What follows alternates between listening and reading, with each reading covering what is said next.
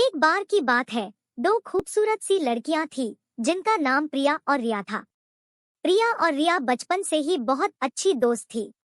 वे हमेशा साथ खेलती थी, साथ पढ़ती थी और एक दूसरे की सारी बातें शेयर करती थी। लेकिन जब प्रिया 12 साल की थी, तो उसका परिवार दूसरे शहर में शिफ्ट हो गया। प्रिया और रिया को बहुत दुख हुआ कि वे अब साथ नहीं रह पाएंगी। उन्होंने एक दूसरे को वादा किया कि वे हमेशा संपर्क में रहेंगी। 10 साल बाद प्रिया और रिया एक बार फिर मिली। वे दोनों अब बड़ी हो गई थी, लेकिन उनकी दोस्ती अभी भी उतनी ही मजबूत थी। वे घंटों तक बातें करती रही और उन्हें लगा कि जैसे वे कभी अलग नहीं हुई थी।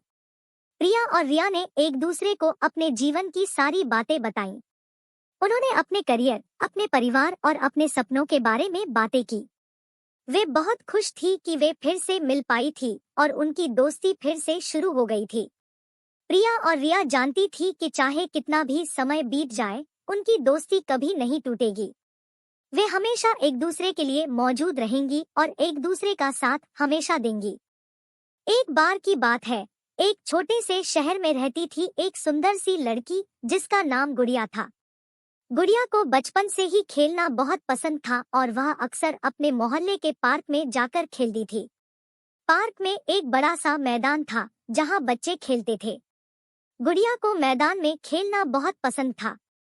वह वहां खूब दौड़ती, कूदती और खेलती थी।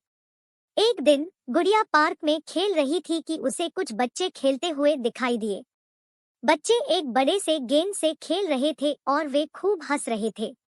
गुड़िया को उनके साथ खेलना बहुत अच्छा लगा और वह उनके पास गई।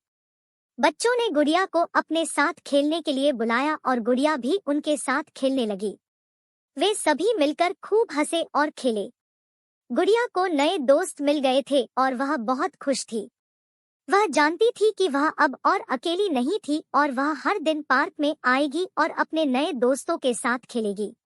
गुड़िया ने सीखा कि खेलना बहुत अच्छा होता है और इससे हम नए दोस्त बना सकते हैं और खुश रह सकते हैं।